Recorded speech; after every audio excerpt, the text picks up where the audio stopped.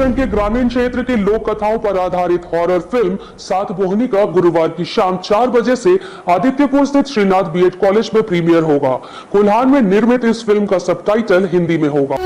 सोमराय सुमुंग के चिदा आयमा गे तोपु आदोग कना। सात बोहनी कोल्हान के ग्रामीण क्षेत्रों की लोक कथा पर आधारित एक हॉरर फिल्म है। इसके बारे में कुर्मी और इससे जुड़े समुदाय में मान्यता है कि सात बोहनी यानी सात बहनें चुड़ैलें हैं जो अविवाहित युवकों को अपने जाल में फांस कर उन्हें मार देती थी। हालांकि इस बीच कई अन्य घटनाएं भी हैं जिन्हें आप फिल्म देखने के बाद ही जान सकते हैं। फिल्म के लेखक और कलाकार शशांक शेखर महतो ने बताया कि हमारा मकसद अंधविश्वास फैलाना नहीं बल्कि लोगों का मनोरंजन करना है। फिल्म मान्यताओं पर आधारित है जिसमें एक्शन और हॉरर दोनों है। फिल्म में स्थानीय कलाकारों के साथ ही उड़ीसा, बिहार और बंगाल के भी कलाकारों को शामिल किया गया है।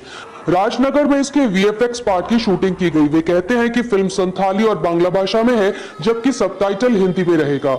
गुरुवार की शाम 4 बजे से आदित्यपुर स्थित श्रीनाथ बीएड कॉलेज में इसका प्रीमियर होने जा रहा है।